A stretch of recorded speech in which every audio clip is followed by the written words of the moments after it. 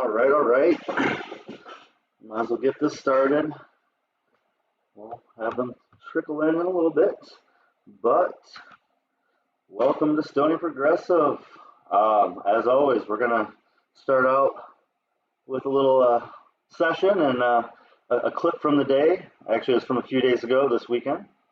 Yeah, all weekend it's gonna be probably clips from maybe not that day, but we are going to start out with a little crypto news, crypto bit from Redacted Tonight, one of the favorites I have here. And I'm going to keep my screen up here, so I, taking the advice of will not be putting myself in screen when I'm blazing. So let's keep that out of there. But Stony Progressive, we're going to burn through a lot of news tonight, guys. I have a police interview, and I have some information, just review of 2021 on police occurrences of murder and such. Funny video to finish us off today. I got a very old school presidential debate getting into the election cycle, and the big Stony takedown today is going to be Nina Turner's her primary candidate, her primary battle is going to be against Chantel Brown. So with the whole Nina announcing situation, we're going to be reviewing her opponent, and I do have a clip about Nina herself. So Nina, clips from all over today, and I have an interview with an ex-police, Dr. Micheal Wood. And he used to be on the TYT circuit, so he, in his interview, he did some information about TYT, about being police, and mostly about his experience with protests involving Standing Rock, which he raised money for TYT and did that. He was also a part of Baltimore protests.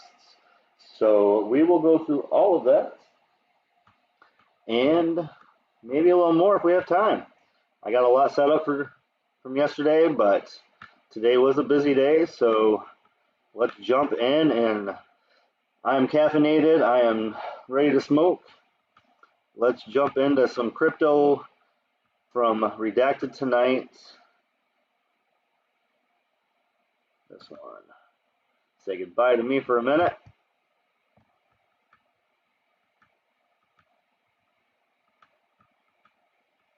This is going to be Naomi Caravani. She works with Lee Camp. She's probably the longest tenured person currently there. To see the direction of a civilization, we have to look at the utopias they dream of. I present to you a new crypto utopia, Cryptoland. I'm on my way to Cryptoland, the #1 crypto destination on Earth where crypto enthusiasts, or Cryptolanders like we're called here, can meet with like-minded individuals in real life. And there it is.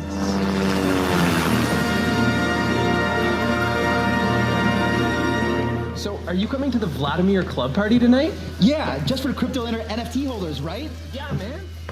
Have a nice day, sir. What in God's holy name is that? I had the same question. That was just, what was that? Oh my God. From what I've read, it's part Fire Festival for crypto fanatics and part Jurassic Park for the blockchain investor. A world built on Reddit memes, if you can imagine. Critics say it sounds like a nightmare and they would never go. But I bet it would be a cool place to visit in the future once the crypto bros on the island evolve into a pastier, douchier, break-off species of ape. Homo sapien. This hominid has yet to discover fire, though he's come close, rubbing two jewels together. Aspiring residents of Cryptoland can purchase a $1 million NFT, which in the future... I'm sorry, what? What? Is this for real? I know it's for real, but what? ...may translate to a deed for a plot of land on the island. But right now, it's just a non-fungible... It's $1 million JPEG. Cryptoland is the apotheosis of techno-feudalism. Value extraction has increasingly shifted away from markets and onto digital platforms like Facebook and Amazon, which no longer operate like oligopolist firms, but rather private fiefdoms or estates. The world is becoming tech lords and virtual bag-holding serfs. But instead of tending the fields of wheat, you can gamble at the Cryptoland casino where the waitresses are already tiring of the tech bro clientele. I come from New York City, New York. I came here to connect a little bit, you know, and have fun.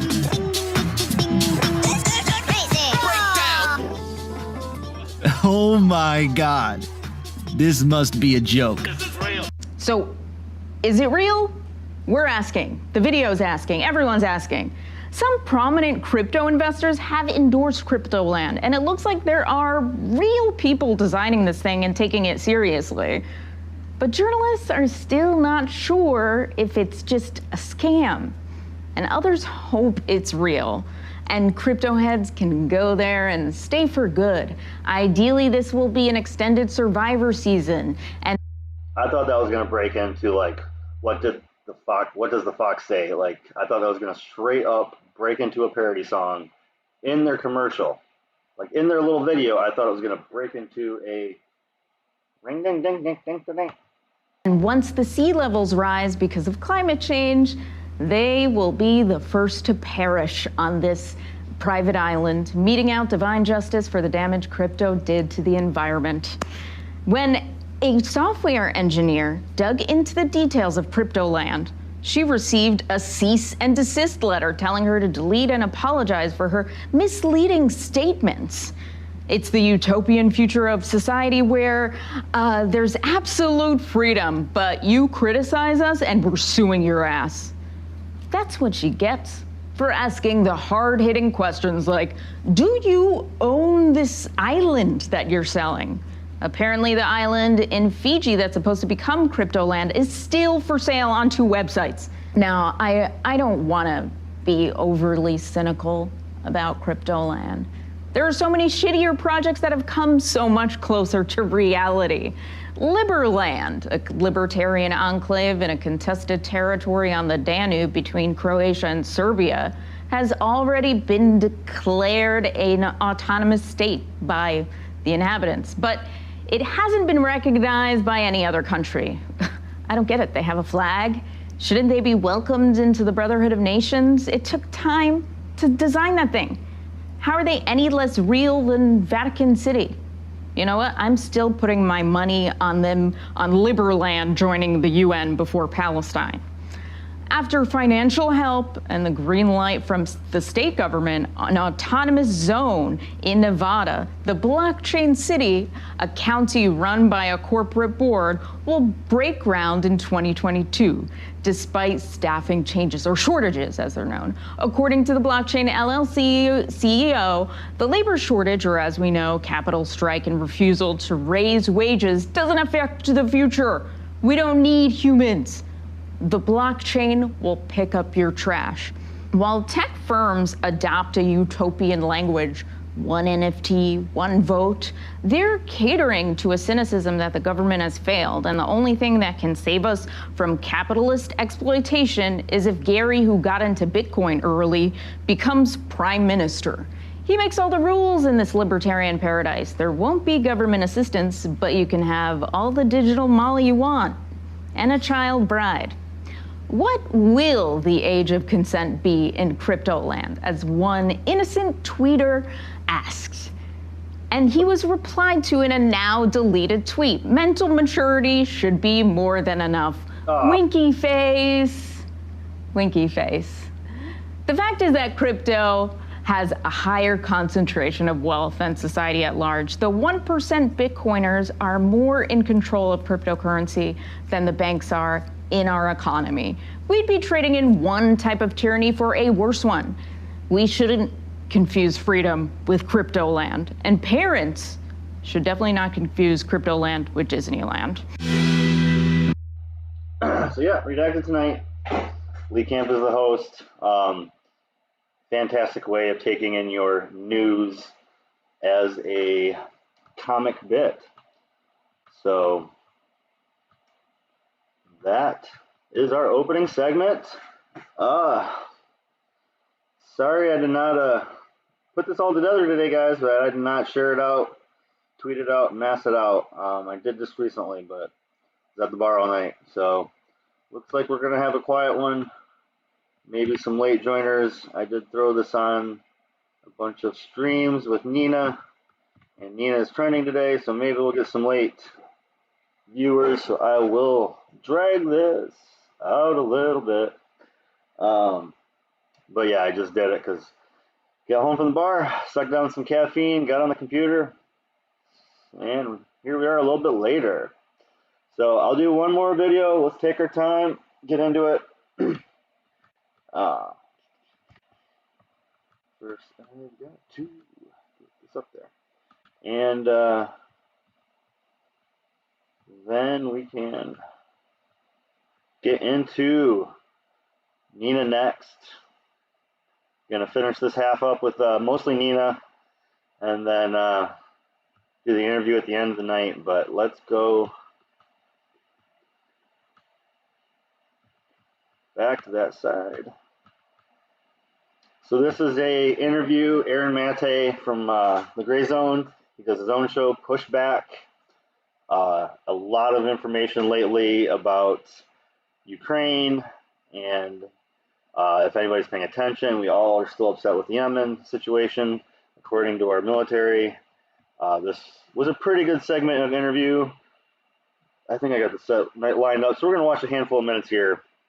Why not? So I can't refer back to it, but it was a group. It was a very bipartisan group. There was the guy who'd been Clinton's lawyer. There was a sort of Republican, sort of mainstream Republican socialite. They would have in.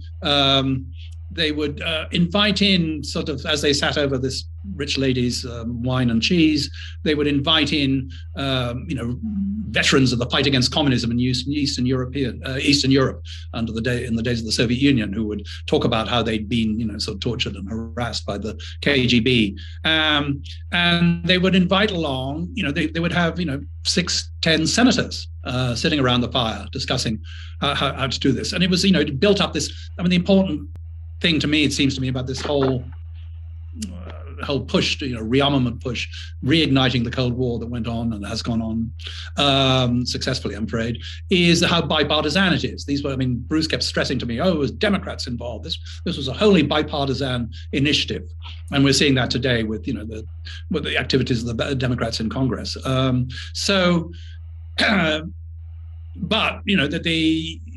in sort of, now we can read, any number of analyses of NATO expansion, but you so rarely see the name Norm Augustine mentioned, who was this extremely crafty and smart head of Lockheed Martin, and the role he played, his closeness to Clinton, his employment of Bruce Jackson, who, by the way, Bruce later on, slightly later, founded the committee. It was the Committee for the Liberation of Iraq, and there was the Committee on the Transitional Democracies.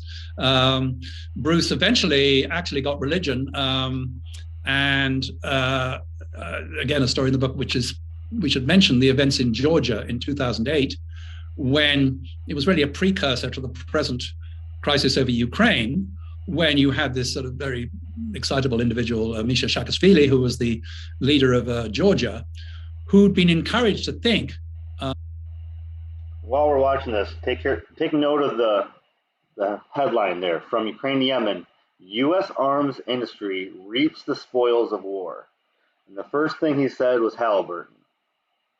That is always the point, is that the war industry is the one that wants these wars more than anything, more than any individual nation, more than any individual group or belief system, or anything that would cause war. The war industry causes war. by Bruce Jackson, among other people, that Georgia could get into NATO. Dick Cheney, too, was a big enthusiast Yeah. for this as well. Yeah, exactly. And Dick Cheney, particularly. And actually, at that point, he therefore deliberately set out to provoke Russia. And that thing is completely sort of forgotten largely today. People just remember that it was Saakashvili was trying to provoke Russia by moving into South Ossetia, which was, at least under Russian control, maybe reprehensibly, but certainly was the case. And he knew exactly what the Russian reaction would be, which was to very sharply counterattack. And he expected, or at least hoped, had been led to believe that by Cheney that maybe the US and NATO would intervene on his behalf. But here's the important distinction. Expected Cheney just to do something, because, he was a Halliburton hound dog. He should have done something. Bush himself and Stephen Hadley, who was his national security advisor, went out of their way to tell Saakashvili, don't think we're going to start World War III on your behalf. And it was, he'd been deluded, the Georgian had been deluded into thinking they would. Jackson himself said to me, Misha was trying to flip us into a war.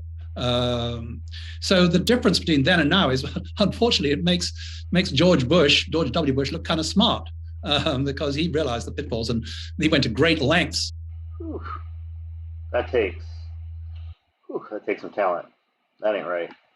Even these people who we rightly reviled at the time for the invasion of Iraq and all the rest and everything else that went on at that time, but at least they had the sense to see that provoking Russia in an area of vital concern to Russia's security concerns was not a good idea. Whereas I'm not sure the present crowd in the administration, and certainly not in the Congress, get the point. Bruce Jackson, the former Lockheed Martin executive and founder of the Committee to Expand NATO, gave you a very astute quote. He said to you, "Fuck Russia is a proud and long tradition in U.S. foreign policy. It doesn't go."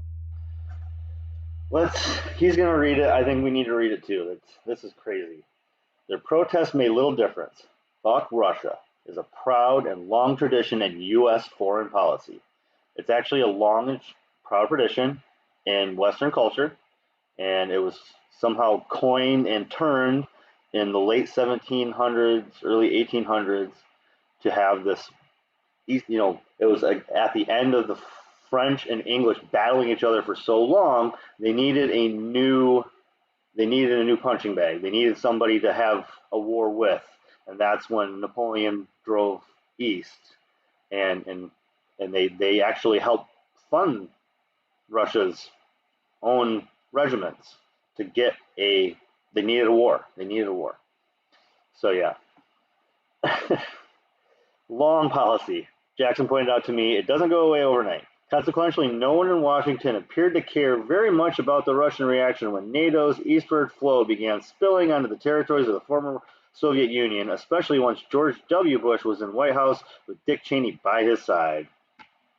Go away overnight. Yeah, how right he was. Bruce is a very smart person who understands how the system works. Yeah, that's right. And it's actually, I'm old and I remember, 1991, 1992, and it really did seem, and I feel stupid now to think that I thought this way, that maybe it had all gone away and, okay, so they won the Cold War and maybe now we can stop, living on the precipice, blah, blah, blah. I should have known then, and I did sort of dawn on me not too long afterwards, this was not going to go away, that fuck Russia would be present. And of course, the other smart person I admire, at least for their smartness, if not for their behavior, is, again, I keep referring to him, Norm Augustine, the head of Lockheed, who predicted in 1991 when... Lockheed. There's our second person. You had Halliburton and now Lockheed.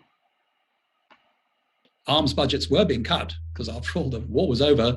He said the defense budget will start recovering in 1996. And actually he was wrong by a year, but still pretty good. So they knew, that fuck Russia, and now added to which we now have fuck China too, would be along to save them. So it's and this is, I talk elsewhere in the book about how really the defense system is really, we should think of it as like this giant, virus or amoeba that exists only to sort of maintain its food supply and grow, which is, I think, is one way to look at and is borne out actually by by the history of since this all began with the beginning of the Cold War. It reminds me of what the scholar Richard Sakwa says about NATO, which is that basically NATO exists to manage the risks created by its own existence.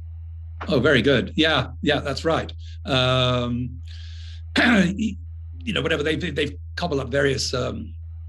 That's certainly it. I mean, the sort of hackneyed quote is, made by some British official, I think years ago, was to keep the Russians out, the Americans in, and the Germans down. But now you have the interesting fact that the Germans, want no part of the risks that NATO, that are being undertaken in the name of NATO at the moment. Which reminds me, I don't know if you saw this, but as we're speaking, there was just an article in the New York Times that is very critical of Germany's reluctance to engage in a war with Russia or to threaten its energy supplies, which mostly come from Russia. And the Times writes this, that the retching debate over where precisely German loyalties lie is not new. Russian-German relations have been shaped by centuries of trade and cultural exchange, but also two world wars. The Cold War yet added another layer of complexity. West Germany became firmly embedded in Western alliance. East Germany lived under Soviet occupation. There is now a, quote, wrenching debate over where precisely German loyalties lie. I mean, I hate the cliche, you couldn't make this up. But the Times, I mean, we could subject for another day maybe, but how much worse even than could have been imagined the New York Times has become. And the notion that Germany should really just trample on its own very vital security interests, such as its energy supply, plus its, all its business relationships with Eastern Europe and so forth, with Russia, should therefore shoot itself in both feet by joining in this hysterical onslaught against Russia. It's amazing, really, that human hands could type such tripe, as someone said, but they manage it. The war, I think it's, again, we can discuss why there's really a total absence. I mean, maybe you scrutinize these things more closely than I do, but I've yet to see in any major news outlet, any questioning, any examination of the facts, any analysis of Ukrainian politics, why, which has led to all this, why any of this is happening. It's just this sort of hysteria. It's like, I don't know, it's like, takes us back to 1914 and stories of Germans bayoneting Belgian babies or something. It's that level of sort of puerile warmongering. Yep, warmongering. That's the continued thing. Warmongers. That's what we live with. That's what we are. That's where tax dollars go to, and I will use that tax dollars as my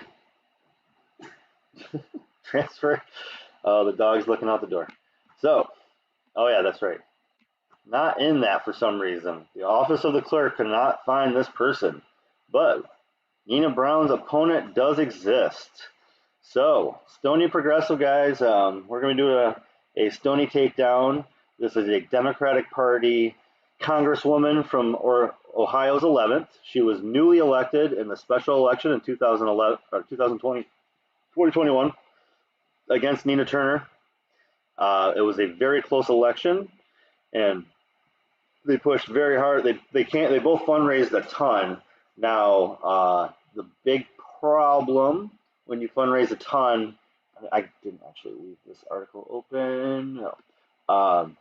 Is that when you fundraise a lot of money, sometimes you get that from interesting places. And our friend Chantel Brown, she got 1.9 million from how do you say this, Republican mega donors. So not the best thing to see as your first election in a special election is a lot of money. And then after the very, very close election with Nina Turner, she destroyed the Republican and took that to the House. So that is a very much blue district, 79% to 21%. That is a standard right up blue. All you got to do is win that primary. Chantel Brown, 50%. Nina Turner got 44.6%. And then a dozen other people got a few votes. And then, oh, I did not read this before.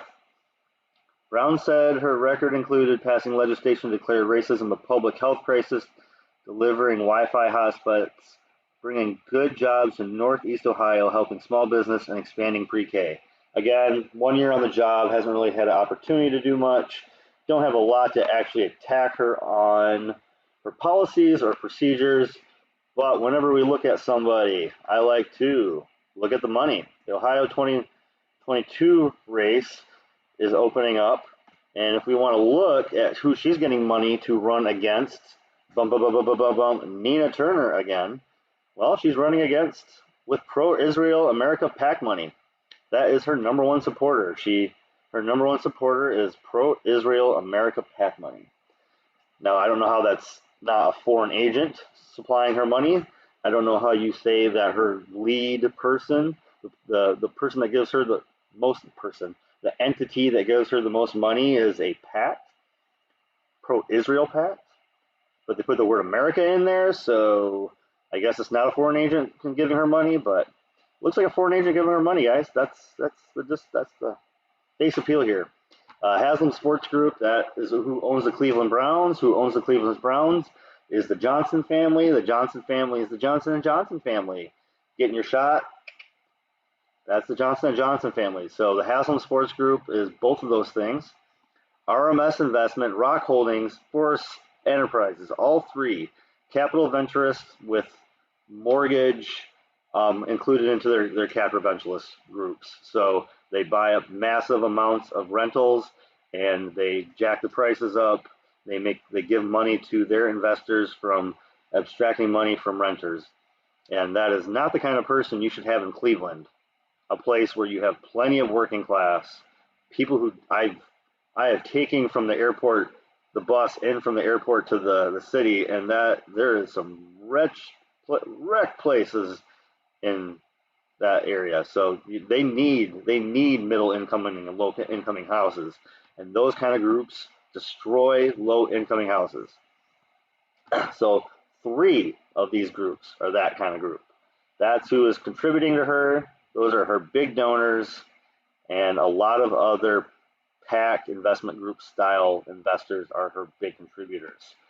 So as I always say, if you follow the money, she seems to have a deep green past. I did not watch this yet. This will be a completely new reaction, but let's see how this goes. Thank you, Madam Speaker, and thank you, Congresswoman Capter, for your kind introduction. I rise as the newest representative for Ohio's 11th Congressional District.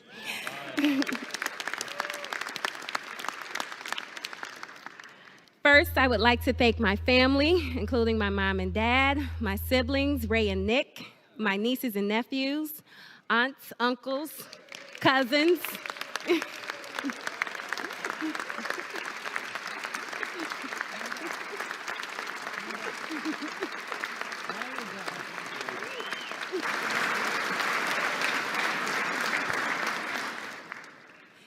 And a special birthday shout out to my cousin Stephanie. I'm guessing this is the best birthday present you've ever received. I would like to thank my friends also, Ajari, Lisa, and Kelly and their parents, my team, and all of my incredible supporters who helped me along the way. But most importantly, I would like to thank the great people of my district for placing their trust in me. I am humbled and honored to have the privilege of serving you, the people of Ohio's 11th Congressional District in the House of Representatives. I take this responsibility seriously. Now again, she was a corporate Democrat, bought and paid for to make sure Nina Turner did not win that special election. I don't agree with everything Nina Turner does.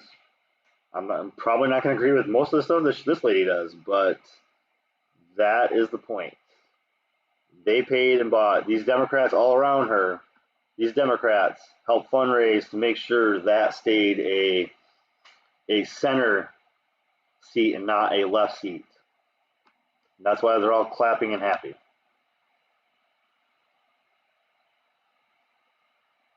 Oh, come on.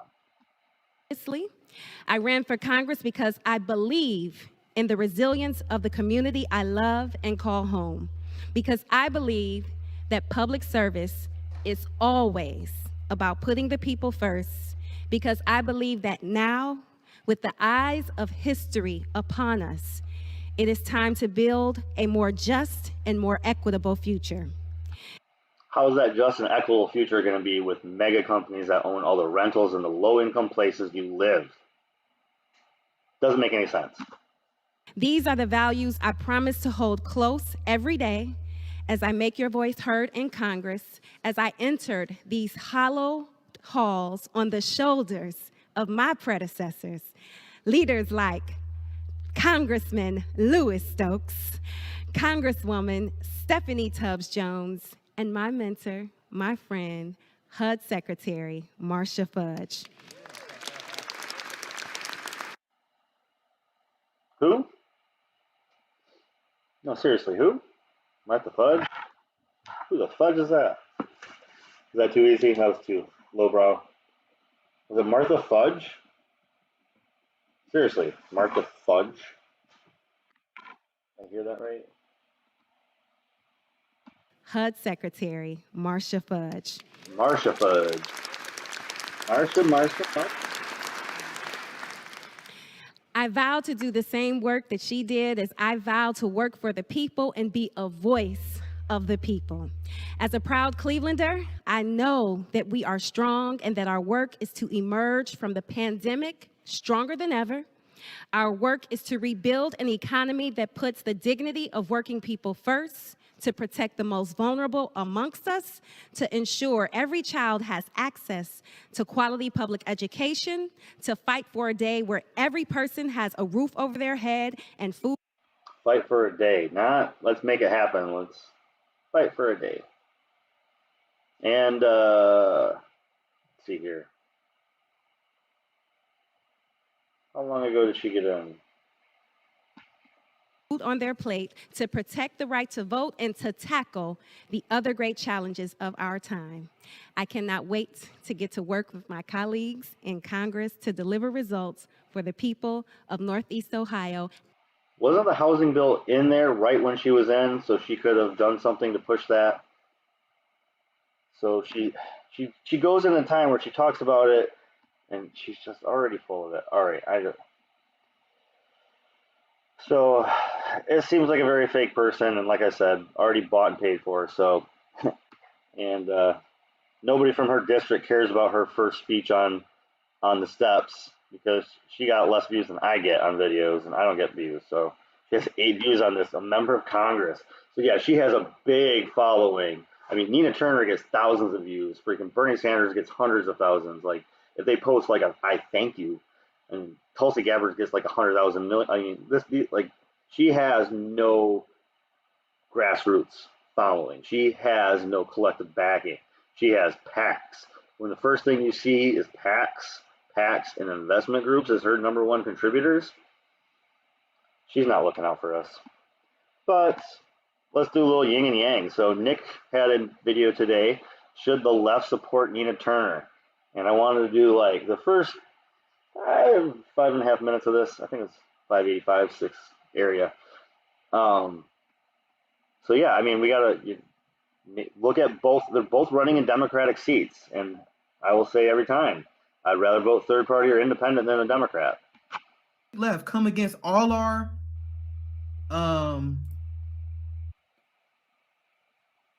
strategies, all our direct actions.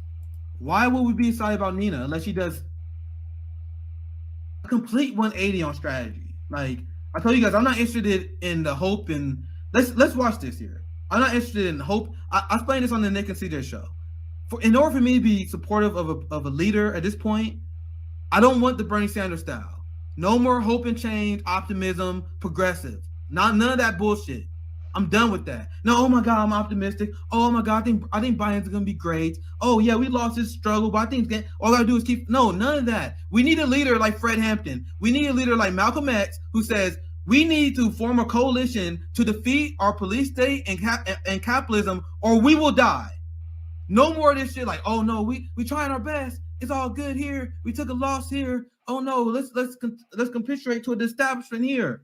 No more of that. No more of that. We need a leader that said we got to do or die. Imagine if we had Bernie Sanders, after he lost 2 times, said, okay, the climate crisis is so crazy, the class warfare is so insane. I know I said I would support the Democratic Party candidate, but the odds are so insane. We need to keep the email list. We need to keep the worker class movement going. We need strikes. I will be supportive of that. That's not their intention. No, yeah, because they kept that email list. I get emails for donating to Bernie. Only person I ever Bernie and Tulsi. And they keep those email lists because I get blasted with Biden and Kamala and garbage from Democrats all the time. I guess I am a Democratic voter because I did under the Democrats so I could vote in the primaries, because in Florida you can vote in primaries only if you're a Democrat. If I could stay an independent and vote in the primary, I would. That's not Nina's intention.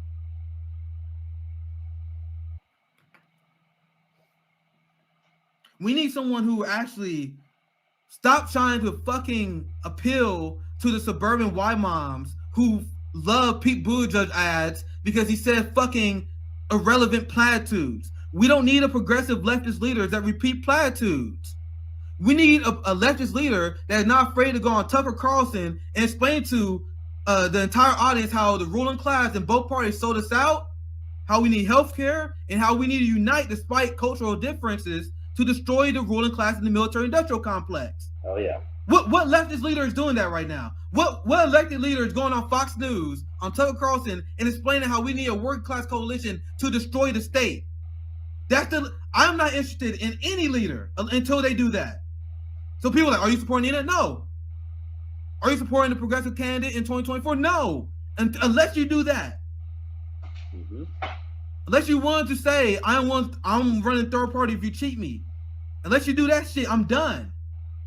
If you do this shit where I'm like, oh my God, I'm gonna support the candidate no matter who wins. Oh my God, we must defeat the Republican because Democrats are just as bad as Republicans. Oh my God, Donald Trump is a threat to democracy, but Joe Biden, my good friend. Any of that shit, nope. I'm not interested no more. Nope. I want to see a Malcolm X. I want to see a Rome. To be dead honest with you, I want to see a Fred Hampton again. None of that old school progressive shit. So let's watch Nina Turner campaign ad, which I have not watched. I have not watched her ad yet, but I want to show it to you guys. So, because it's our Nina Turner segment, and let's see what her messaging is. Because I'll explain to you guys what I'm looking for.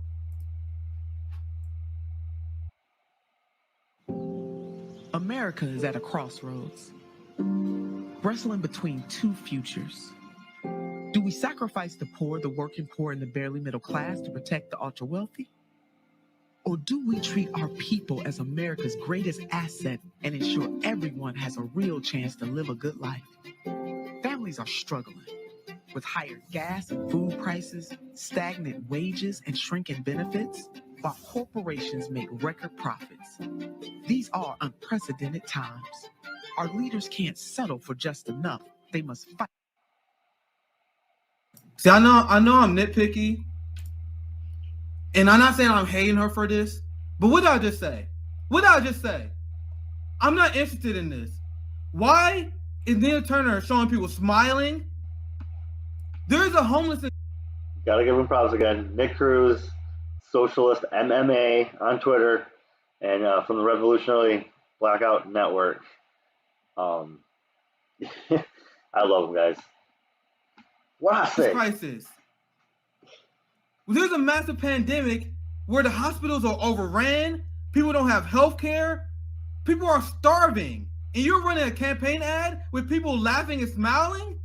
What kind of shit is this? You guys want me to support this? I told you not. I don't want this shit. The suburban mom is not voting for you despite this shit. You need to build a coalition of people who had enough. You guys lost. Bernie lost 2 campaigns. Nina lost doing this shit. You guys keep doing this and keep losing. Yeah. The American people are pissed off. Most people are done with the 2-party system. I just covered that story. The majority of voters are done. You should be running campaign ads attacking the neoliberal establishment. Show the homeless lines. Show the food banks. Show the hospitals overran. and say, well, this is why we need Medicare for all. Joe Biden is responsible for this. I'm sorry, let me finish it, because I told you, I don't want to see the optimism. A real chance to live a good life. Families are struggling with higher gas and food prices, stagnant wages, and shrinking benefits, while corporations make record profits. These are unprecedented times. Our leaders can't settle for just enough. They must fight for what we deserve. I'm Nina Turner, and I'm running for Congress because we deserve a voice for change in Washington. A leader who is on the side of the people, not out for the powerful or out for themselves. A leader who understands that healthcare has been denied to millions of Americans for far too long and will. So you are talking about healthcare being denied to millions of people. What? This is the small thing. Listen, I'm not gonna hate on her for this. I'm gonna look at the chat, see if you guys think I'm being fair here. But if you're talking about how the healthcare system is failing us, how does it make sense for you to show ads of people being treated in our healthcare system that failed? In order for you to sell the idea that our healthcare system is failing, instead of painting this false reality, you need to show the people who are denied care, because there are people who go bankrupt because they have cancer. Show that. Show the people who are going bankrupt in our system. You need to shock the consciousness of the. So yeah, like I said, man, she's not perfect. She is running as a Democrat, and she's running as a Democrat. There is a reason for it. Democrats are sold out. Sold. She's sold. So yeah, Nina's not perfect, but the representative she's going against is worse. So if you are a lesser of two evils person, I think Nina would be that. But as you can say, she's not perfect. You got to ask more for everybody. Got to ask more of all of them. And yeah, that's what I have to say about Nina Turner. I think she's fine, but we got to ask more of her. She's running as a Democrat. She could have tried to go People's Party or Third Party, Green Party, anything. They would have took her, but she's still under the D umbrella, meaning sold to Wall Street most likely. With that being said, let's. I have a video to kind of take us into the middle half here, sent from someone, and this is an old school presidential debate with our politics this year, getting into debate season coming up. Just remember, Nancy Pelosi has never debated anyone ever. She just wins her primaries because she can win the most money. But this is an old school debate. John Kennedy versus Nixon. Presidential debate 1960.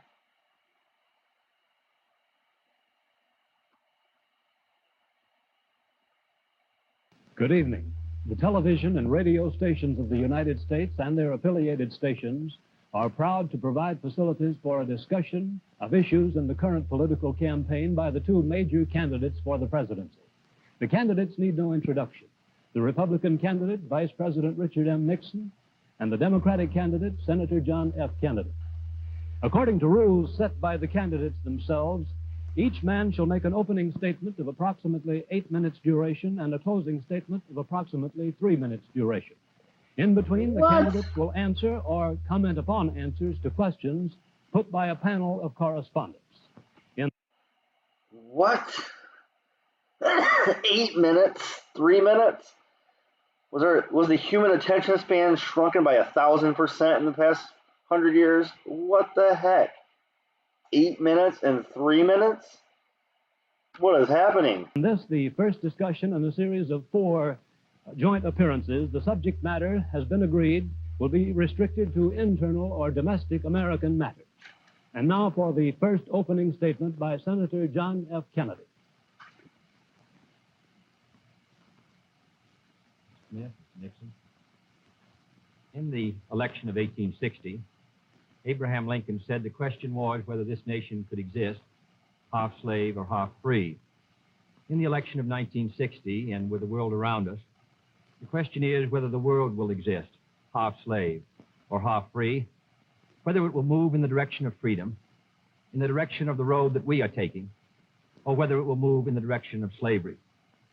I think it will depend in great measure upon what we do here in the United States, that we build. on the kind of strength that we maintain. We discussed tonight domestic issues, but I would not want that to be any implication to be given that this does not involve directly our struggle with Mr. Khrushchev for survival. Mr. Khrushchev is... Well, I should have expected the Cold War stuff, but 8 minutes. First minute was solid. That's all pertainable to today. In New York, and he maintains the communist offensive throughout the world because of the productive power of the Soviet Union itself. The Chinese communists have always had a large population, but they are important and dangerous now because they are mounting a major effort within their own country. The kind of country we have here, the kind of society we have, the kind of strength we build in the United States will be the defense of freedom. If we do well here, if we meet our obligations, if we're moving ahead, then I think freedom will be secure around the world. If we fail, then freedom fails. Therefore, I think the question before the American people is, are we doing as much as we can do? Are we as strong as we should be? Are we as strong as we must be if we're going to maintain our independence? And if we're going to maintain and hold out the hand of friendship to those who look to us for assistance, to those who look to us for survival? I should make it very clear that I do not think we're doing enough, that I am not satisfied as an American with the progress that we are making. This is a great country. Hey, you can say that. Look at that. You can be a patriot and say you're not happy with our progress. But I think it could be a greater country. And this is a powerful country, but I think it could be a more powerful country. I'm not satisfied to have 50% of our steel mill capacity unused. I'm not satisfied when the United States had last year the lowest rate of economic growth of any major industrialized society in the world, because economic growth means strength and vitality. It means we're able to sustain our defenses. It means we're able to meet our commitments abroad. Just maintain our defenses. Meaning, if you don't build your own weapons, you can't maintain your defenses. Meaning, if you give your missile contracts to China and the microchips to Japan and the navigation software to Korea, all of a sudden, you can't make your own missiles. And that's where we're at. I'm not satisfied when we have over $9 billion worth of food, some of it rotting, even though there is a hungry world. And Jesus, has anything changed? Is this from today? What is going on right now? And even though 4 million Americans wait every month for a food package from the government, which averages 5 cents a day per individual, I saw cases in West Virginia, here in the United States, where... Okay, seriously, is he talking about right now? West Virginia? Children took home part of their school lunch in order to feed their families, because I don't think we're meeting our obligation towards these Americans. I'm not satisfied when the Soviet Union is turning out twice as many scientists and engineers as we are. I'm not satisfied when many of our teachers are inadequately paid, or when our children go to school part-time shifts. Wow, like seriously, like our teachers are still inadequately paid? Still? Like he's talking about this in the 1960 presidential debate about our teachers are underpaid, our kids are not fed enough, and we're still battling these freaking, we have enough money I for think rich. we should have an educational system second to none. Right? I'm not satisfied when I see men like Jimmy Hoffa in charge of the largest union in the United States, still free. I'm not satisfied when we are failing to develop the natural resources of the United States to the fullest. Here in the United States, which developed the Tennessee Valley and which built the Grand Coulee and the other dams in the northwest United States, at the present rate of hydropower production, and that is the hallmark of an industrialized society, the Soviet Union by 1975 will be producing more power than we are. These are all the things I think. He's talking about green energy. He's talking that we need green energy. We can't fall behind on it. Like seriously, we're still battling these nitpicking battles while they divide and conquer the political spheres with these useless, divisive just nothingness when we could have been pushing people and doing the things that he's talking about in 1960. Think in this country that can make our society strong. I agree. Or can mean that it stands still. I'm not satisfied until every American enjoys his full constitutional rights. If a Negro baby is born, and this is true also of Puerto Ricans and Mexicans in some of our cities, he has about 1/2 as much chance to get through high school as a white baby. He has 1/3 as much chance to get through college as a white student. He has about 1/3 as much chance to be a professional man, about 1/2 as much chance to own a house. He has about 4 times as much chance that he'll be out of work in his life as the white baby. I think we can do better. I don't want the talents of any American to go to waste. I know that there are those who say that we want to turn everything over to the government. I don't at all. I want the individuals to meet their responsibilities. And I want the states to meet their responsibilities. But I think there is also a national responsibility. The argument has been used against every piece of social legislation in the last 25 years. The people of the United States individually could not have developed the Tennessee Valley. Collectively, they could have. A cotton farmer in Georgia, or a peanut farmer, or a dairy farmer in Wisconsin or Minnesota, he cannot protect himself against the forces of supply and demand in the marketplace, but working together in effective governmental programs, he can do so.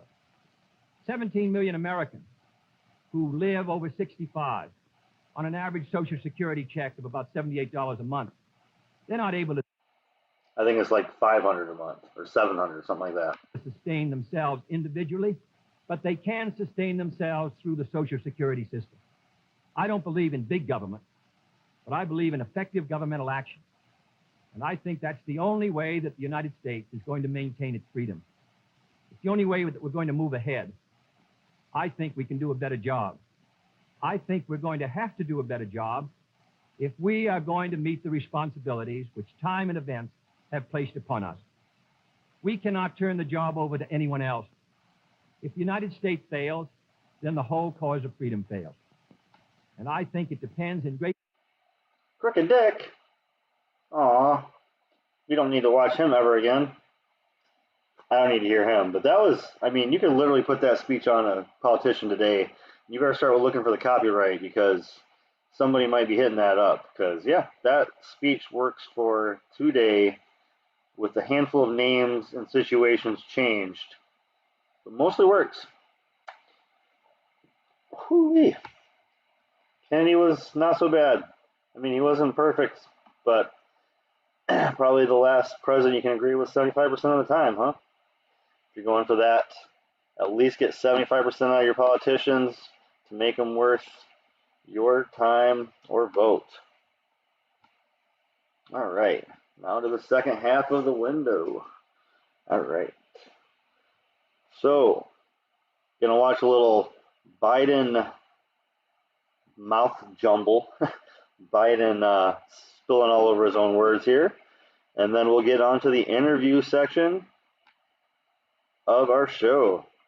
Good interview with a really smart guy, but first we'll listen to a guy who might have been smart 30 years ago, but I like the sign language person pointing and pointing because it really works out for the situation.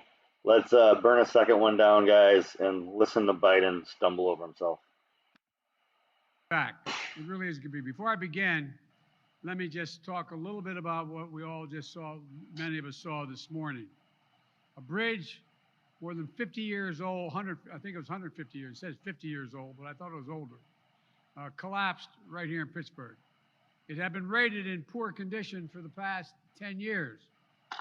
What you all know, if you don't, you should know, there are another 3,300 bridges here in Pennsylvania, some of which are just as old and just as decrepit condition as that bridge was, including here in Pittsburgh, the city of bridges. I've been coming to Pittsburgh a long time. I'm a Pennsylvania kid. I was born and raised the first part of my life in Pennsylvania, and I've been to Pittsburgh a lot.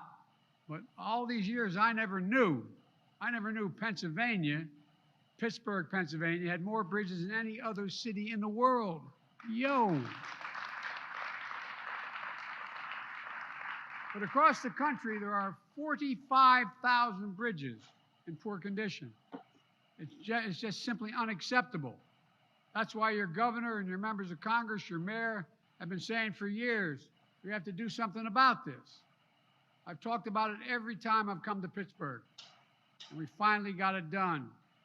A bipartisan infrastructure law, including the largest investment in our nation's bridges since the Eisenhower put together the interstate highway system. And I might add, this is the first time in the country's history that we dedicated a national program to repair and upgrade bridges. It's about time. The governor can tell you we're giving state and local leaders historic funding to make national projects real. Here in Pennsylvania, that means at least $1.6 billion for bridges alone, $327 million in 2022 alone just to repair bridges. We've got to get it on with it. We got to move. The next time, we don't need headlines saying that someone was killed when the next bridge collapsed. We're also providing billions more for roads and so much more. Like, there's no transition. You just shooting all over the place. Like, a lot of Adderall and I don't know, but just all over the place. The guy's just can't keep it my head straight when I follow him. He is a hard one to follow. So, all right, let's move on. Dr. Micheal Wood Jr. Dr. Micheal Wood. He has a doctorate in like policing, police management, I believe. Police management is what he went through. Wrote in books and philosophy of the idea. He studied, historics of it, many different ways, different nations in the current time have tried several different ways of doing things. But his luck with implementing anything in America seems to always fall. And he has spent his last several years, 5 years, just really pushing on trying to get communities to self-govern. I do not agree with everything Dr. Micheal Woods Jr. says. You don't have to agree with everything everybody says. And for that reason, I am going to show you 5 small segments from this interview, cutting out a lot of it. I'm not going to watch the whole hour 19. That's not going to happen. We'll all fall asleep. Interviews are not fast and that intense. But I do want to watch a handful of segments. He is very interesting, and most of you have not been exposed to him. He was on TYT 6-7 years ago, and then he had a falling out with TYT. I keep asking why Jimmy hasn't brought him back on. I thought by now he would have come back on at some point, at some time. But I guess they had some sort of falling out as well. So this is the Micheal Woods Jr. interview, Dr. Micheal Wood, and he has participated in a few big protests, and that's what today's interview was about, or a week ago. The agency at the time, and that was a bit different. That was a natural protest that actually came from the streets and arose from the actual citizens that were there, and then later got taken over by people like DeRay McKesson, who are actually like these privileged elite county people that have never spent their days in the city at all, and that's really who ended up taking the narrative of like Black Lives Matter and the Baltimore uprising that came out of Freddie Gray's death. So that was a very different feel to that. And then if everyone, or even if you want to look up, I think it's called OIS Baltimore, and this is where you kind of get this George Soros kind of money. So when you talk about these paid protesters, this is really the closest thing I've seen to paid protesting, and this is in Baltimore, this is all over the country. What they will do is they'll set up somebody with a motivation, an activist that wants to achieve a goal, and I guess you could even say terrorism, because it's violence or the threat of violence in order to achieve a goal, religious, political, or ideological in nature, which is the definition of terrorism. Well, let's back up because they set up these let's back up because we're really sliding quickly into it. because I want to separate immediately the idea of a protest. Sure, maybe there was some rioting stuff there, but I wasn't a part of any of that nor saw it. But we could speak to the funding on that. So where do you want to start with funding? We have media, we have natural ones, and we have like this OIS George Soros thing I can get into, which is like the professional protesters, and then we have vet stand. Your call. Okay, well, let's start off with just a natural protest. What you've seen, what it looks like, and how we could recognize it.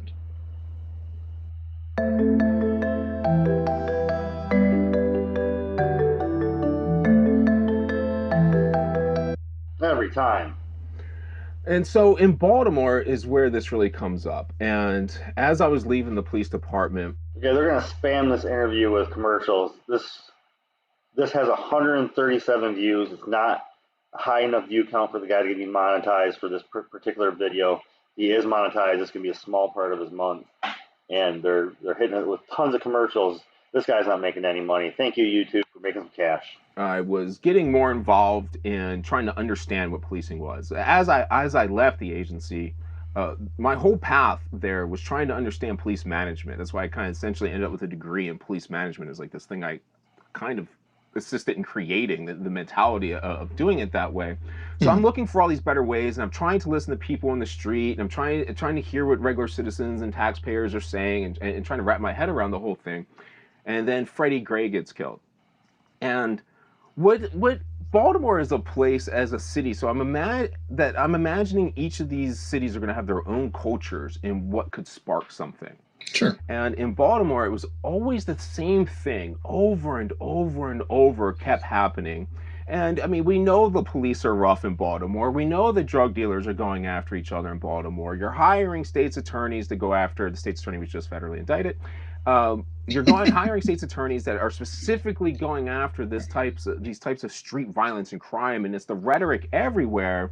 But then when the police do something like fail to transport a 135-pound male to prison without killing him, the city is kind of like, yeah, this is Baltimore. But then when they start denying it and you start defending it and you don't take any accountability, what happened was this just like natural rage just kind of filled up in the city that was full of frustration about not that when the police go after drug dealers and things like that, but people are paying them to go after violence. And when they're going after people who aren't violent and then taking no accountability for that, it's like there's this mix up, and there's a great deal of the percentage of Baltimore is not trying to pay for their police to do all these weird extracurricular things. They just want the violence to stop.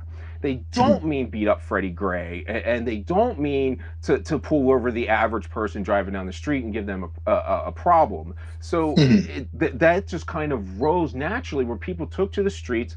One person breaks a window, and then it just cascaded throughout the whole city. And I thoroughly believe the police department would have came out and said, hey, we fucked this up. We're going to have to do everything we can to Freddie Gray's parents to make this thing something that matters and kind of get some kind of justice for him and our mistakes. Then nothing would have happened in Baltimore. We are used to the police screwing up in Baltimore. That's not a big deal. But when one thing on Freddie Gray, a bunch of money in conjunction with TYT, and raised over $1 million. But the whole plan was to get a bunch of vets to go up to the Standing Rock Sioux, who were protesting a pipeline through their land, and assist them as kind of like a continuing service. It started off with the best of intentions, like a continuing service. After you leave the military, it's not like your commitment to the country stops. People were there for various reasons, and I think that's true of any protest. So a lot of people were there as environmental concerns, like the pipeline. And here I am, like one of the lead spokesmen of the things going on. And I could give a rat's ass about pipelines or oil or fossil fuels or the environment pretty much at all. So you have a whole group there that we're. But to have a successful rally, a successful protest, you don't need everybody to agree. You just need to have everybody agree on an objective. You can have right, left. You can have oblivious to politics. Everybody can get together for issues, and that is more important if we just can get together on an issue instead of battling over and bickering over little things. Just concentrate on the issue. Totally disagreeing with one another. So that's obviously going to come to fruition eventually. So you have environmental activists there. You had people that were like, you know, the virtue signalers who come in and they want to be offended for people who haven't voiced offense. They come in and like want to stand up for the Native Americans on their land. And I was there because I stand against violent protesting violence from the police at all times. I was there because of the excessive police use of force. And that's what I wanted to draw attention to. The Standing Rock Sioux had asked me to come there. I didn't come up with this idea on my own. Usually these people just come up with shit on their own. Right. So, yeah, he was invited. He organized a massive thing, and he went to a protest for one particular reason, and there was 3, 4 big issues in that protest, and he was there for one. And you just got to be able to come together and sometimes fight the ones that be. And he was able to do that. So thank you for that. I think it's somewhere right there. These weren't kids I knew from the street. These were not Baltimore people. I don't even know who these people are. These are like they graduating from Hopkins with master's degrees and coming and getting jobs at OSI and then being at protests telling people to fight for the little guy. They've never been a little guy. They've never been in Baltimore. They have no idea what these streets are like. Interesting. Somebody just did a breakdown showing Lenin and Stalin and how it's like son of this person, son of that person, these different families. I mean, bin Laden, son of a major contractor. So it goes pretty wide, I think, in both terrorists, communists, agitators, anarchists. Well, I think they're just plays for power. Mm-hmm. Like we keep thinking these things have any principle to them. And if there's anything I have found, it's that there is zero principle in anything that you see other than these powers. When it comes to protesting, it is all people trying to get power struggles. None of them, I have not been, look, dude, I've been to all 50 states. I've talked with most of the activists all over. People don't understand. I spent years going from state to state and town to town, city to city, talking to politicians and people on the street. And everywhere you go is the same exact shit. It's people playing for power, and no one wants to end the police department. They all want to be in control of the police department, and they want the power to punish their enemies. Everywhere I have been around these so-called liberals, none of them have supported my ideas that justice means you don't kill Freddie Gray again. It has nothing to do with punishing cops. All they want to do is get revenge and use the system to punish the people they think are their enemies. It's all I. Yep. And one last clip from him. If you want to watch the interview, he does all of his own interviews on his own camera and then drops it. So anything that he does with anybody will be dropped on his own personal site. And you can catch it. That's what I subscribe to. So I can see his interviews. Like I said, I don't agree with So him the on fun everything, thing with the serpent is, how does a serpent talk? But and not only that, but why is the serpent's punishment to crawl on its belly when that's what it... I understand his intelligence, and anytime he wants to jump on something, he can gladly be listened to. In the hell did you get mixed up in that? And what happened with that and the protesting? And was it because of protests, or was it just in general, like you're going to be a media star on the Young Turks? What's the trajectory? Man, my story with the Young Turks goes very deep and confusing and problematic. That is for sure. Cenk, Anna, and everybody involved in TYT, I don't think they are capable of speaking in honest words out of their mouth ever. Some of the worst people. Boom! Somebody they have stopped inviting on the show, somebody that has been invited on their show for being a source expert. He is an expert on police, managing police. He has, like I said, he's got the history, the degrees, the doctorates. So they've had him on, and he will not go back. And it is a toxic environment there. People I ever met. If they lived in Portland, I would say it for sure.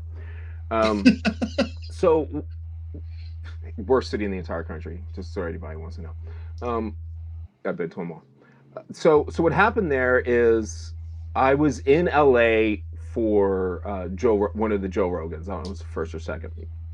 And I had been a fan of TYT, and if people can remember, there was a time in like the 2000 or late 2000, like. All right, I gotta stick up for Portland just for he caught me off guard there. I forgot about that. He lives in the Phoenix area, and Phoenix is the worst place I've ever lived. Everybody has different opinions on everything. I mean, Phoenix had mountains. Besides that, I hated the city, the culture, the people. There's a few people that were really fantastic, and everybody else was just egocentric simpletons. There was not any culture. There wasn't any intelligence behind most people. They were fake simpletons. They were wannabe LAers. They were wannabe Vegasers, and it wasn't a fun city to live in. There was good people there, but not many. So we all have different opinions on cities. So when he says that, like, you're very smart in some things, dude, but also you can think Portland sucks, but I hate Phoenix. Like, there's some good people there, but not many, and there's some shitty people and some shitty things, and culturally not that great. Maybe what was that? Maybe 2013, 2014, where they were kind of rebellious, kind of dumb, and it was more fun-centered, not like a goal-achieving thing. So I just listened to it for entertainment, and I was a fan. I will not deny it. And so I messaged one of them and said, "Hey, I'm in town for Rogan. I'll come over and do a show with you guys too." Because I was doing shows with anybody. I didn't care. I was more concerned with getting the message out about policing and some of the problems. Well, that hasn't changed. You're here with me. Well, I'm actually much more discerning now, which maybe might not sense to some people talking to you, but there are definitely a lot of people I will not talk to or converse with any longer. I've told you this a million times. If I'm still talking to you, it means I care and I like you. Oh, and I respect you, and I think what you're doing is fine. So I go there and I meet with them, and like more, I develop some friendships more with not the main cast, but like the people that work there. And the Jimmy Dores. I would go on all the time. Yeah, Jimmy Dores and stuff. Who also turned out to be a big fat liar. So I would go to these things and I would do all these events and I would just talk about policing where I could and co-host the show and things like that. And I didn't mind that. And I don't know if I know Wolfpack per se enough. The people involved in it, I'm not interested in. But the whole concept, I still believe in. Public funding of elections, I think, is a very critical thing for us to address. And that is how I got involved in, especially with Wolfpack. That's even how I actually knew Wolfpack before I knew TYT. Because I was more interested in getting money out of politics, as the colloquialism goes. But as with every other door I have opened, and I preach it constantly, what I found behind it isn't really what I expected. And there are a lot of challenges to getting money out of politics. Like, the only real way to do it is do a constitutional convention. And then if you do a constitutional convention, the doors open and anybody can start, and any of the politicians can start proposing and making changes to the Constitution. And it's like, whoa. I don't know if that's a step we need to go to. Maybe that's not exactly how it works, and I've heard that being used as propaganda, and that's not exactly true. It's been like a year or two since I've looked into that, but because like, oh, you can legalize pot, but then you got to have a constitutional, and then you can't have the convention because then they can get rid of your First Amendment and but that's not exactly how it works. It's much more complex than that, and that's been propaganda I've heard, but I don't know. Again, he is very smart and very, very smart person, but being a very smart person does not mean that you know everything about everything, and that's just humankind. There's so many subjects. There's a billion subjects, and we all have our niches. So learn. Take information from people that you can. Take experiences and information.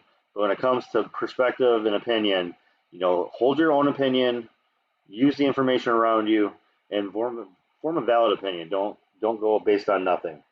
So after listening to the cop, ex-cop from a very long time, and has been mostly educating and working with communities. So been doing a lot of great stuff, but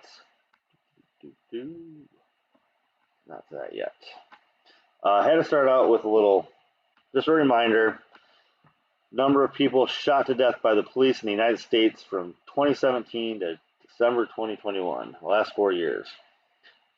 Just this month of December that we just got through in 2021, there was 34 people murdered by police. 2020, there was 89. 2019, there's 108. 2017, there was 71. In 2018, 71. 2017, 78. And then January, we're looking in the 70s to 90s. These are the numbers. That doesn't entail or include people who had weapons. But don't we train them to not need to use physical force?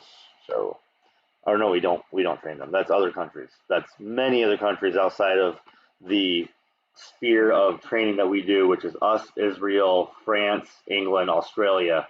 Outside of the countries that like use this style of policing, like in Switzerland where they have weapons, they don't come up there and pull their weapons instantly on every single situation, and there's way less shootings in Switzerland per capita because they're trained in a different style of de-escalation and not escalation, and shoot first and protect yourself later. Is that what they do? Shoot first and protect yourself later? I'm not sure. But that is a disturbing moment of things. When you look, so this one is policescorecard.org, I believe, and they have searched these departments, all these departments in orange, tiny little dots here, big dots here, all this good stuff. They've searched all of their records, 13,147 police departments searched, and out of that information, they got 8,768 police killing by murder between 2013 and 2020. A 7-year period, you're looking at 1,100 to 1,200 people a year murdered by police. And that seems to be a consistent of 900 to 1,200. And usually I see it's 12 to 1,300 a year, and somewhere the 800 to 900 unarmed civilians get murdered every year. I was again in Charlotte when the man was in his truck, just took some heavy dose medicine that he makes. If anybody's had some intense medicines before, things can make you nauseous right away. Things can make you dizzy right away. Things can give you vertigo right away. And he had taken one of these types of medicines, and while he was disoriented in his car, the police started shouting at him and shot him through his truck door window and killed him in his car while he was disoriented and just took his medicine, sitting in his running car waiting for his kid, where other parents wait for their kids on a regular basis, doing what he's supposed to do, being who he's supposed to be, and got shot and killed. So I remember those riots and protests in Charlotte.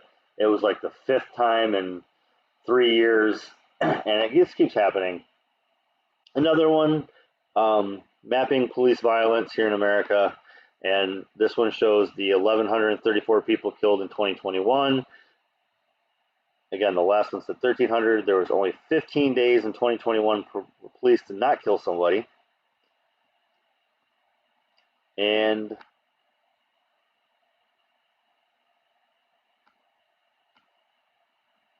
you can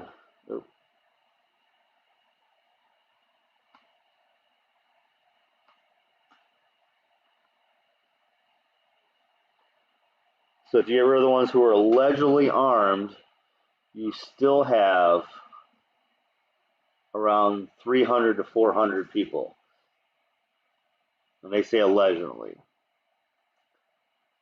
So if you look at people who allegedly were unarmed, you're still looking at 300 to 400 people last year murdered by police, no weapon, not even one they tried to plant or could prove to plant. And again, plant I say because that's standard operating procedure. There's been so many body cams showing people, them going back to plant. 3 times more likely to be killed by police than white people. White people are 1.3 more times likely to be unarmed killed. So you know, I guess I can't believe everybody, but let's go to a 1, 2. So yeah, that was 3 sites showing 3 different statistics. And this was from a few years ago. On May 25th, 2020, George Floyd was killed by a police officer who kneeled on his neck for 8 minutes and 46 seconds. This tragedy is a glimpse into a larger, longer struggle with police brutality in the United States. In this video, I'm gonna try using data to paint a picture of the last 11 years of this struggle. Long ago, the United Kingdom and the United States used to be the same country. Today, they are different countries, with the population of the United States being roughly 5 times higher than the population of the United Kingdom. So, if the 2 countries had the same rates of police killings, then we would expect to see 5 times more police killings in the US than the UK. Is this what the data shows? Let's find out. In this visualization, I'm gonna show all reported police killings in the UK and US from January 1st, 2009 to June 7th, 2020. Note, my data source is Wikipedia's list of all killings by law enforcement officers, which includes every incident regardless of whether it was in the right or in the wrong. As the article states, the list makes no implication regarding the wrongdoing or justification on the part of the person killed or officer involved. It's just a list. Despite that, I think this visualization can still paint a general picture of the police's overall effect. This is nauseating. This is all in response to you know, people saying that racism is over, police racism is over, police don't kill anybody anymore. This goes to 2020. It's still a thing. It didn't stop 10 years ago. Effect on each country's population. Also, the Wikipedia list does have citations linking to reputable news articles describing each killing. For this visualization, I've scaled the UK's blue region to be exactly 1/5 the size of the US's red region. So if the 2 countries do face the same rates of police killings, we should see a similar density of marks throughout both regions. As you can see, that isn't the case. The y-axis measures age, which means younger victims show up lower and older victims show up higher. As you can see, many are of unknown age. Thirdly, white X's depict victims. I think we get the point, right? No, we need to, because Jesus. Let's get more recent.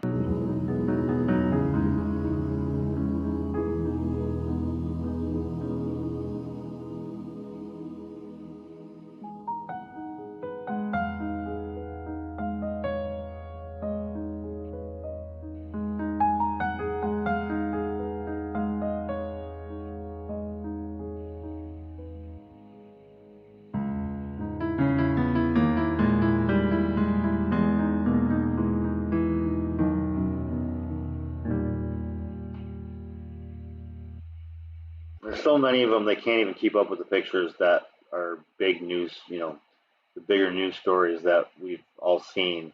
And these green ones are the ones that we're all seeing nationwide. These handful in here, you know, this big giant clump of white people murdered, most likely for no reason. And there's 7 or 8 of them that are dark or that green color. That means there's 8 of them that were reported in the news. 8 in the news cycle right then.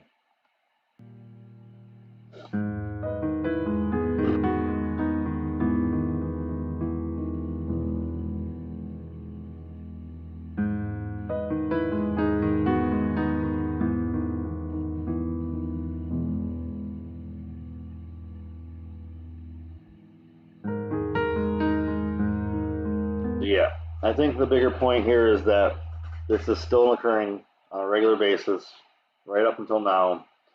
They only give us a few that they actually point out in national news. Because if you heard about this stuff every minute of every day, you would lose your mind. You could, I mean, who could handle that? So we keep it low, just like mass shootings. There's mass, 4-person shootings happen like 100 times a year, but we only hear about 2 or 3 of them, because if we heard about all of them, we would lose our shit. And they got to keep us calm and collected, and they have to know what we're doing at all times. Ugh. Sorry. So just looking up Google News, which is not going to be our best news source. I don't use it for anything, but to finish this whole narrative off, cap this subject off here. All right. This is Google News for the day. You have somebody speaking out after a Nashville man was killed by police on Thursday. You have, is that the same Rio Rancho?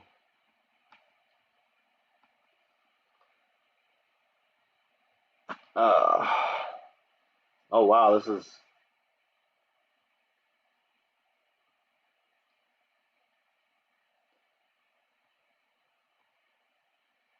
is the Tennessee interstate. I don't know if you've seen this picture, but guy literally had a box cutter and was massacred on the highway.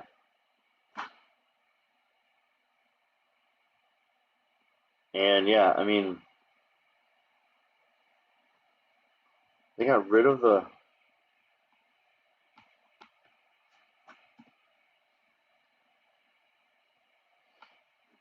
weird. When I looked earlier, the very first one was somebody in Clearwater. There we go. So yeah, when I looked earlier, the very first time thing here was Clearwater cop trapped ex-girlfriend in home for days, threatened to kill her. So that was the very first thing I got to see when I looked up police kill, and I see my local police station has a police who detain people, detain an ex-girlfriend, threatened to kill her. So that's they only take certain types. You have to have an aggressive mentality. They won't take actually kind, overly empathetic people, because empathy is a quality they're not looking for. And that's who we have policing us, ladies and gentlemen. So we did Old Man Bob. So let's finish off on a lighter note. And some Lee Camp redacted tonight, but this is an old clip and kind of poking fun at CNN. Never give them control. They got their money, but we got our soul. Welcome to Redacted Tonight VIP. I'm Lee Camp. On today's episode, I speak with the author of the new book, American Exceptionalism and American Innocence. And he's also a writer for the Black Agenda Report, Daniel Haifong. The book is excellent. I highly recommend it, and you're really going to enjoy our conversation. But first, I want to do something different today. I want to show you the entire front page of CNN.com and just go through as many stories as we have time for. I just want to pick apart how each and every single one is either false, intentionally misleading, or simply meaningless. We can do this today, any day, every day. I can't really do it because anytime I show CNN, MSNBC, I get throttled and slowed up to the point where my stream doesn't really work. So I don't have that good of internet, and they throttle me a little. I'm lost, but this will be fun.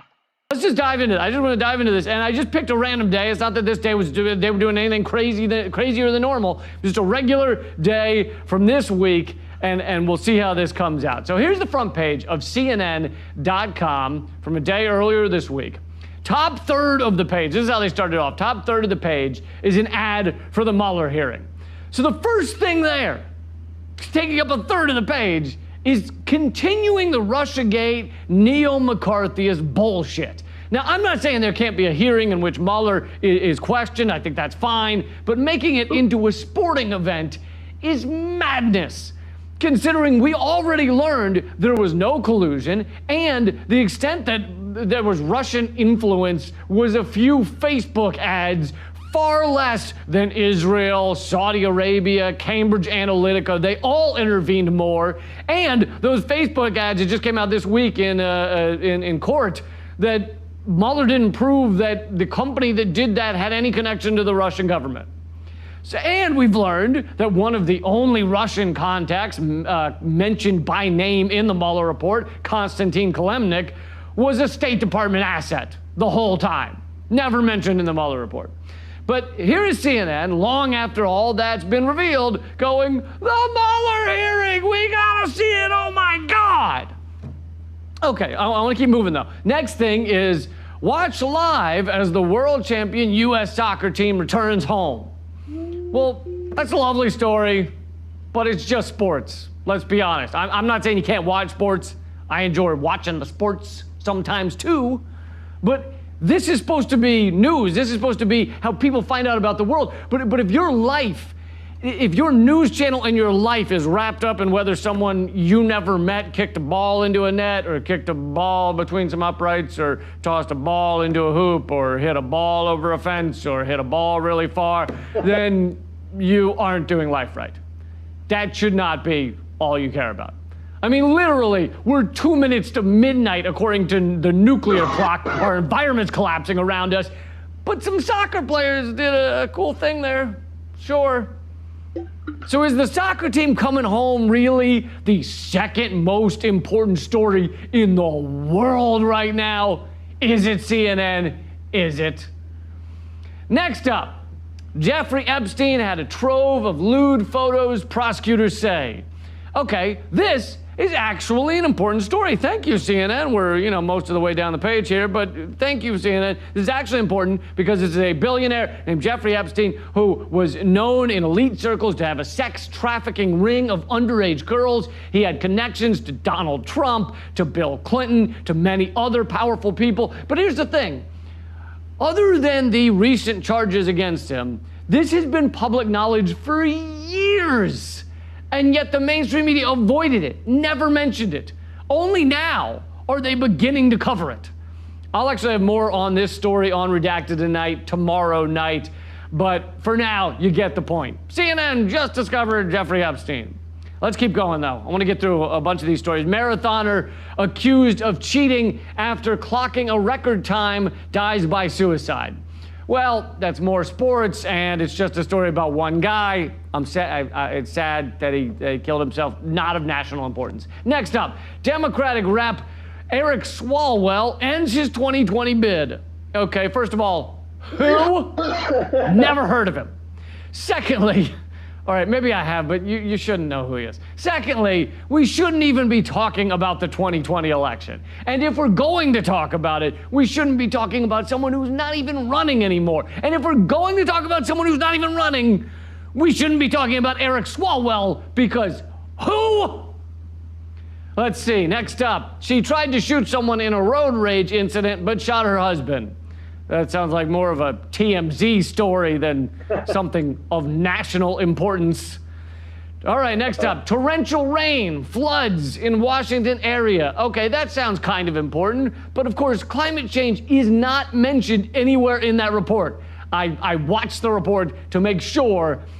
I get that you can't know that this flooding event was due to climate crisis or that one was due to the climate crisis, but you can still say these are more frequent because of the climate crisis. They're more extreme because of the climate crisis. And not doing so is negligent. It's fucking dangerous. We're in the middle of the 6th great extinction, and CNN can't bring themselves to talk about it. Fuck you. Do a service to humanity and quit news. Either that or cover goddamn reality. Let's keep going. Next up, Coco Gauff, 15, loses at Wimbledon to end a magical run. Lovely story. It was a lovely story. I actually watched one of her matches, but that's not news. Sports is a fun thing, all right? There's no reason that it should fill your front page news any more than the new season of Stranger Things came out, or man gets hit in balls while juggling cantaloupe. Sure, you can talk about those things, but those headlines are equally meaningless to 15-year-old loses at Wimbledon. Shouldn't be front page news. Next up, Gates slams Jobs management style. All right, I watched this clip so that I could comment on it. It is utterly meaningless. First of all, Steve Jobs died in 2011. This story would hardly have been news in 2010, much less 8 years after the man's death. Secondly, who cared what Bill Gates thought of Steve Jobs' management style when Steve Jobs was alive? Even then, who cared? Thirdly, Bill Gates is the second or third richest man in the world, right? This means he is, by definition, a sociopath. Doesn't matter if he gave $10 billion via the Gates Foundation, doesn't fucking matter. He has like $100 billion or $80 billion or whatever it is. There are people dying all over the world, and he's sitting on more money than anyone could ever imagine. That's all that really matters. No. So why are we going to a sociopath, looking to a sociopath to tell us how to live, how to manage people? Fuck you. Get out of my news feed. Next up, Trump says he will no longer deal with UK ambassador who labeled him inept. I mean, all right. How much was he really dealing with the UK ambassador anyway? How much did he care? This isn't much different than a story like, you wouldn't believe what Kim Kardashian called Lady Gaga, or some shit like that. It's same thing. Next story, Michelle Obama vividly describes how she felt sitting at Trump's inauguration. Oh my God. 2 years old and doesn't matter. Even if she said she felt like a space alien was ripping out her intestines, doesn't fucking matter. It's just dumb gossip, whether it comes from a politician's wife or not. It's just dumb gossip while our planet is dying. And neither Michelle's husband nor Donald Trump have done shit about it. Right. All right, one last one. Fact-checking Trump's speech on the U.S. environment. This may be the most important story on the entire front page of CNN.com, but they do a terrible job of fact-checking it. They claim that most of what he says was true, but just needed a little more context. They proudly agree with him that America has become the #1 producer of oil and gas in the world. Fine, but I don't care whether we're #1 or 2 or 5. The point is, it's psychopathic to keep burning fossil fuels. That's the story, and they don't mention that. We are in a death spiral. So it's bananas to go, yay, #1 producer of fossil fuels. It's like arguing whether you're the #1 serial murderer or #2. Tough to say because, I killed more people, but my competition killed more adults. I was killing off a lot of toddlers, so it's a little easier. Tough to say who's best. Who cares? The point is, you're a fucking freak. That's what should be said of the #1 oil producer. CNN seems to miss that aspect of it. So you get the point. Out of CNN's entire front page, CNN.com, one day this week, they are a combination of non-stories, stories that should have been covered years ago, stories they actively have wrong, and just meaningless crap. All of our... And that's still the same today. You can do that any day, every day of the week, guys. Go check out CNN for useless, non-news, unrelevant, just nothingness. Well, that's all I had easily lined up for the day. I have a few more things, but I can save them for the rest of the weekend. Let's jam through the rest of the weekend. I wrote down 2 names mentioned in these clips today, so I guess that's who I'll go after tomorrow. Both Martha Fudge, who is Shanton's mentor, and then Eric Swalwell, if he's still around, who ran for president. Who cares about him? But I remember him. So we can revisit Eric Swalwell tomorrow and take on Martha Fudge, unless anybody else has anything else for us today. Let's burn through some news tomorrow. We'll take down some politicians, and if you can agree with somebody 75% of the time, you can support them. But you don't have to agree with everybody all the time, guys. You can take them for their subject. You can take them for what they know. Like Luca We Are Change. I love Luca We Are Change when he's out in the field and doing stuff. If he's gonna sit at home and feed me opinion, I can come up with my own opinion. You can too. But let's burn through some news tomorrow, guys. Can't wait. Let's see here. But yeah, nothing else.